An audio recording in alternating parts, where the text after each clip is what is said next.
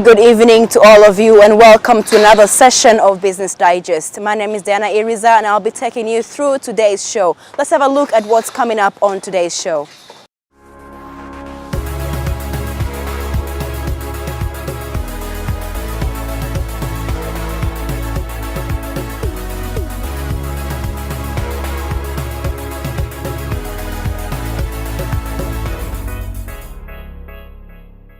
Now, a majority of public transport users are not pleased with the new regulations that RURA has come up with for tap and go cards. That is each card for each person. Business Digest got to talk to the authorities, some of the authorities from AC Group, to explain to us how they feel about this.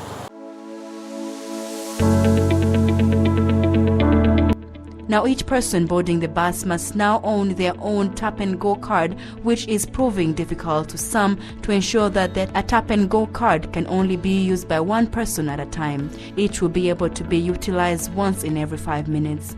It is being said that tap-and-go cards were being misused by some people, turning it into a business by standing at a bus stop with the sole purpose of taking money from passengers, sometimes even more than actual bus fare, and using their cards on their behalf.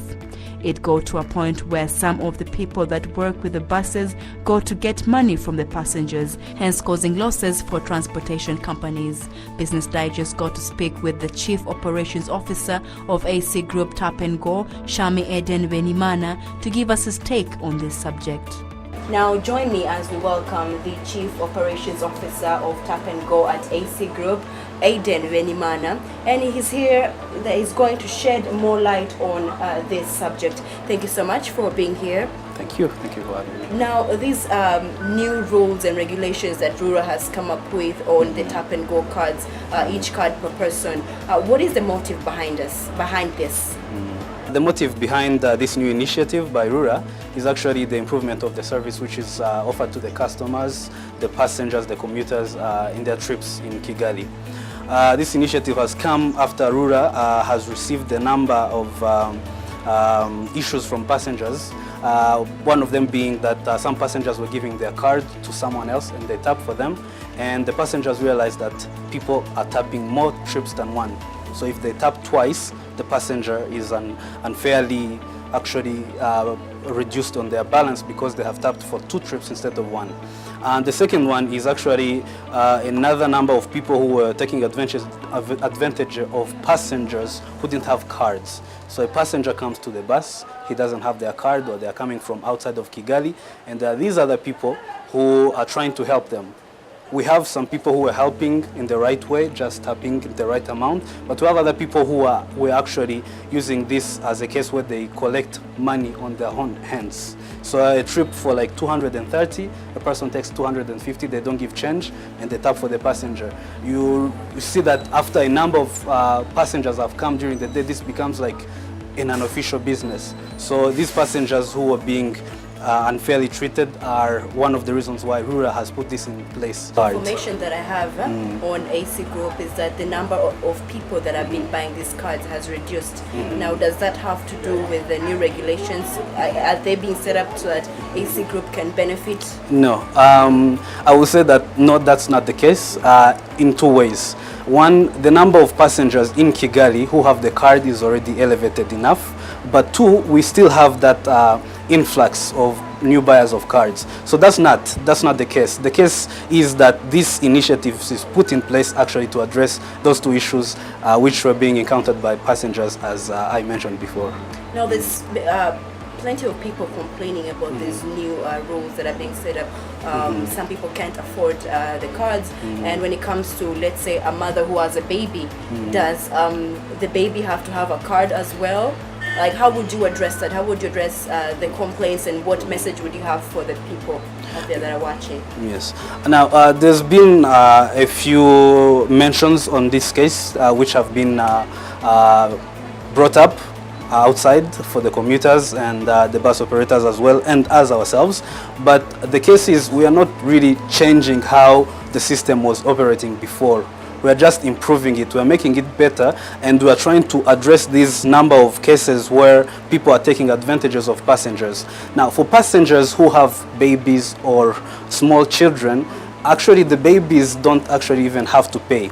The the children who have to pay up, children who are primary school or secondary school level, and these students usually go to school on a daily basis. So we find that most of them actually already have the cards. So we have put in place a number of campaigns which are trying to bring this information to people so that we can better understand the usage of the card itself, but also some of the cases that we are encountering which are actually being a case of lack of information on how the bus transport is run or what are the rights of the passengers. Thank you so much for the information you've shared with us. Thank you. All right, so you're still watching Business Digest. We still have more to come. To stay with us.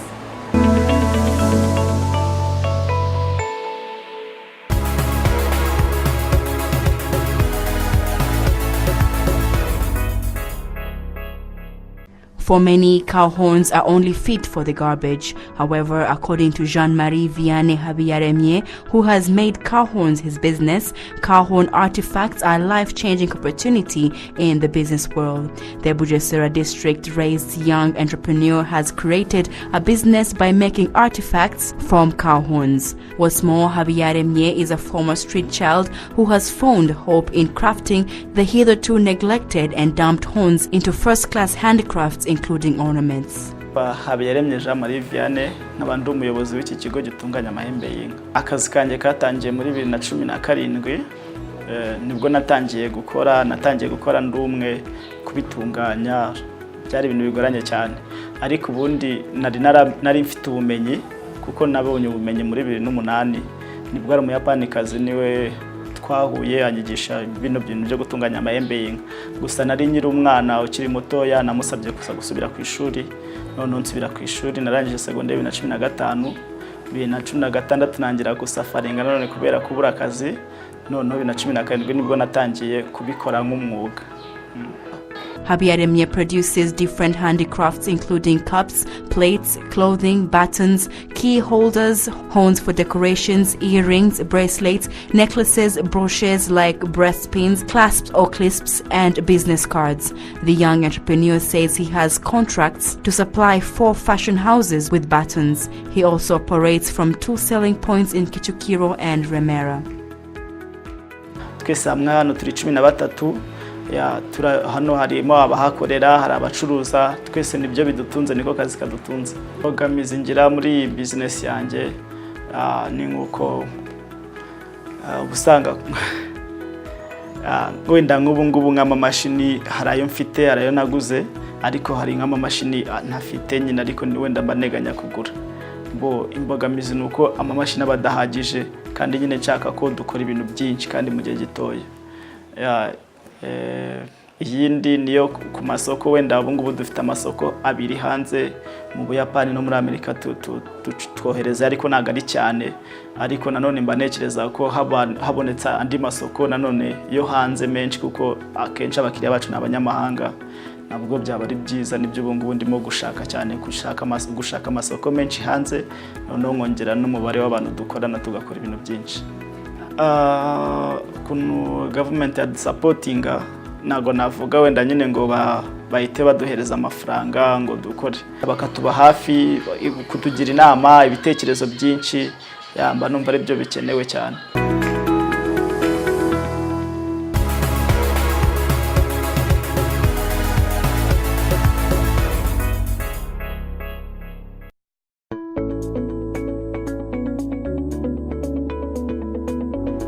Powered by Google for Startups, Startup Grind is the largest independent community actively educating, inspiring, and connecting over 2 million entrepreneurs across 500 and more cities in 125 countries. Founded in Silicon Valley in 2010, and since then, Startup Grind has managed to help millions of entrepreneurs find mentorship, connect to partners and hires, pursue funding, and reach new users. The cornerstone of this global community are monthly events featuring successful local founders, innovators, educators, and investors who share lessons learned on the road of building great companies. Business Digest got to visit one of these events to hear what they have to share with us. So Startup Grind is It's a global community of entrepreneurs, investors, corporate, or tech enthusiasts, or anyone that wants to build a successful company. The value of Startup Grind is that it brings local communities together for people to learn from each other and also connect you to other communities across the world. So Startup Grind is in 126 countries in the world across over 600 cities. So we started Startup Grind in Rwanda in January 2018. Actually, it's our first anniversary. And we felt it was very needed here because when we started our own company in November 2018, we found it very difficult to learn what it takes to build a successful company. We didn't know which entrepreneur or which founder or which company to meet. So we're like, okay, since it's very hard to meet people, why don't we create an avenue for bringing people together where we can learn from each other? So what we do now in Rwanda is that every month we bring a successful entrepreneur or a successful person in any field that is beneficial to growing a successful company. So like in the past, we have hosted people from 500 startups from Silicon Valley. We've hosted Janet Nkubanda from Gahaya Links. She was telling the women cooperative on how to create a successful business in the cooperative. We did a creative track with Makeda last year, and also we hosted Gayatri Data of Enable. So we kind of did a profile of events last year, and a lot of entrepreneurs learned from that. And this year we're like, okay, why don't we kickstart the year in a very strong and big way? And we invited Henry Yakarundi to speak to the community. And as you can see, it's very relaxed. It's not a big deal. It's a fireside chat. I would believe in fireside chat you can harness the story of an entrepreneur or a speaker. It's different from a panel discussion where you have like 5 minutes, 10 minutes to just give some point. But this, we go through this grinding of how you started your business, how did you even know that you were going to be an entrepreneur, till where your business is at now and where you're moving to the future. You know, like I always do, share my entrepreneurial journey, my experience, some of the challenges, how to raise capital. I'm assuming those are the kind of topics we'll be tapping into, especially for young entrepreneurs. I mean, challenges with taxes. You know, there has to be a different tax law for startups. You know, labor tax. So, for example, if you're a startup and you hire someone, you pay the same amount of tax like a big company. That needs to change. Access to funding is a big challenge for startups. How to scale. So we operate also in Uganda now. We're about to start in West Africa. So the challenge is now, how do you scale as a startup, as an African startup? It's so fragmented as a market. There is no vehicle like in Europe or in the States. You have organizations that help startups, especially in tech and all, to expand. We don't have those ecosystems. And so those are the different areas of challenges that you can find. I mean, you know, I always tell the youth, entrepreneurship is a long-term game. If you start a business for making money next year or in 2 years, you're gonna fail, period. It doesn't happen. So you have to have a long-term game, number one. Number two, you have to do something that your competitor is not doing. You can't just copy and paste. You have to be innovative. What are they doing? How can I do it better? That's the key.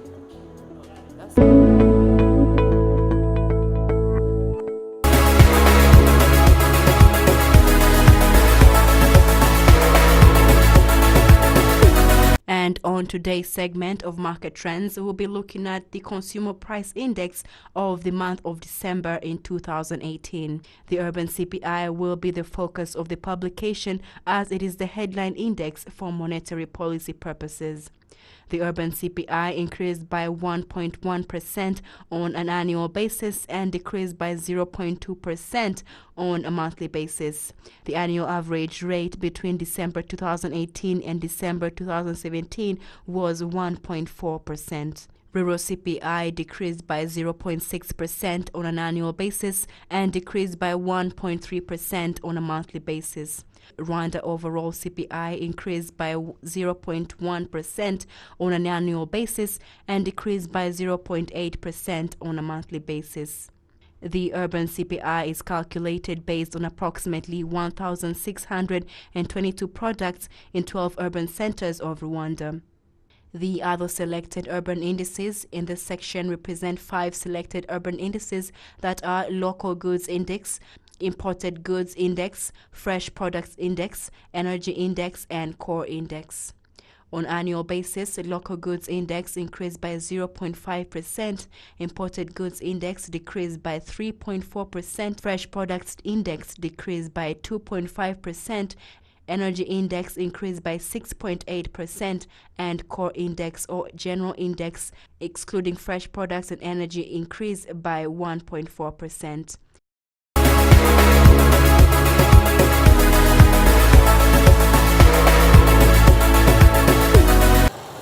Now that brings us to the end of tonight's show. I want to thank you for watching. Big thanks to our sponsors, Bank of Kigali. My name is Diana Iriza, and I'll see you all next week.